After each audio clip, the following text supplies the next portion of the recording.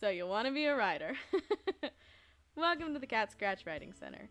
My name is Athella Novella, librarian of the Cat Scratch Library, and in this little workshop series, I talk about writing and help you guys out with some writing tips.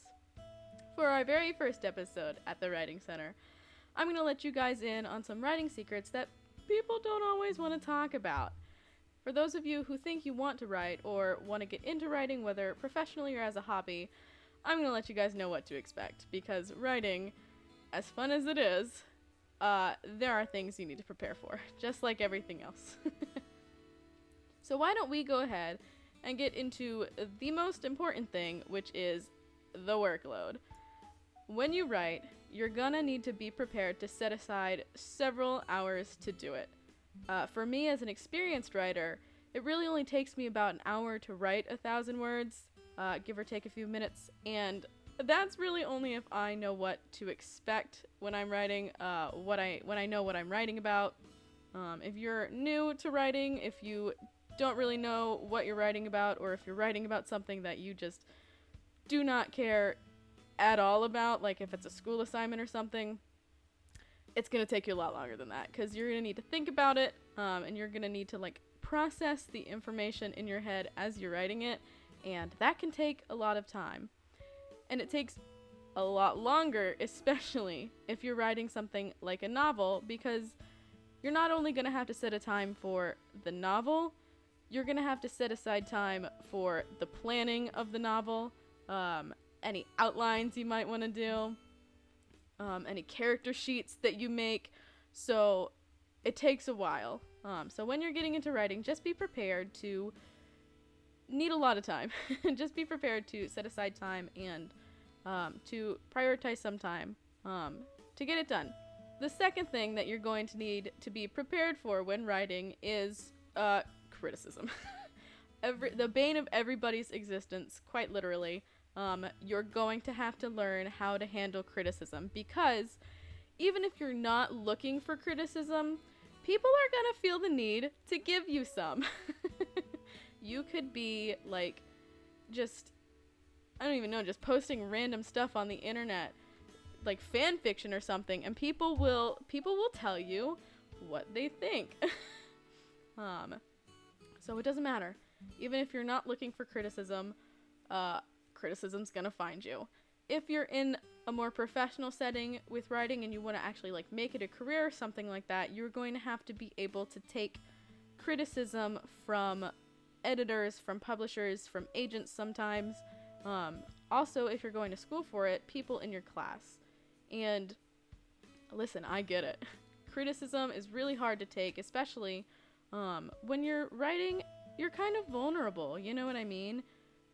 You're putting out the things that you care about and that you've put a lot of time and effort into. If you're writing something that's non-fiction, you're putting basically your whole history on blast here for people to read and people to judge, essentially.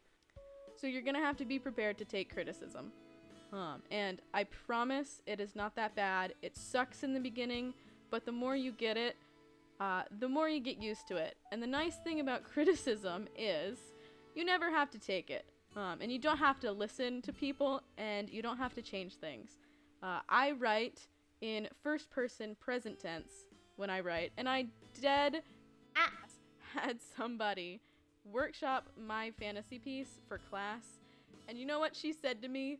Deadpan said, "I'm not used to reading first person present tense, so I think you should change it to third person past tense, because that's what I read and that's what I'm used to reading." And I was like, yeah, we're not gonna listen to you. So when people give you dumb criticism like that, and be prepared to get a lot of it, by the way, you don't have to take it by any means. And I think that helps a lot with taking it and with learning to accept it and everything like that. Just know you are not obligated to make any changes anyone makes, and you can always think everybody's wrong. Not only will you have to worry about criticism, though, you're gonna have to worry about people demanding things of you. People will ask, when they find out that you can write, people are gonna ask, can you put me in your story? Can you write this in your story? Can you do this with your book? People will ask to see your writing, and I mean, you know, whether or not you want to show them or like give in to demands is up to you, but by no means do you have to do it, but by every mean will you get people doing it. And quite honestly, I get more people asking me to do something or to write something more often than I like get people telling me how to write or getting people criticizing me and things like that. So be prepared for not only criticism, but for people to ask you to do something kind of out of pocket sometimes. Which kind of falls in line with our next point. When you're posting writing online, it sucks. I might piss off a lot of artists here and other creatives, but writing is one of the hardest things to promote on the internet. And that's why I kind of believe that writing is one of the hardest things to get into out of all of the creative like fields. Artists, videographers, musicians, people love listening to that kind of thing and watching that kind of thing. It's easy for people to pay attention and appreciate and consume that kind of media and consume that kind of creative talent. And while I will agree that basically no social media site caters to any kind of artist, regardless of what their art is, you're gonna be hard pressed to promote your stuff online. Not to mention, a lot of people don't like writing thanks to our hashtag school systems. Kind of killed the drive to ride for like, or killed the drive to read. Our school systems kind of killed the drive to read for a lot of people. A lot of people just like don't care about it. And so it kind of means a little less traction because anybody can appreciate art and music, and a lot of people like art and music, even if they don't make it or do it. But not a lot of people like reading. So you're gonna have to be prepared to do a little bit more in terms of promoting. Kind of in the same vein, but this is more for people who want to do writing as a profession. You're gonna have to get used to rejection. Rejection is the big keyword, the big thing to look out for in the writing world, especially professional writing world, because you're going to get rejected a lot.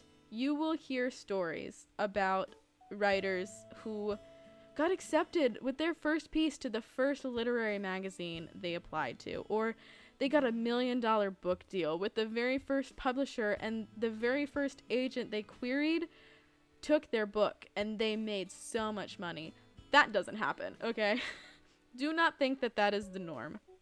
That is like the golden goose of publishing, kind of. You will never see that, like, hardly ever.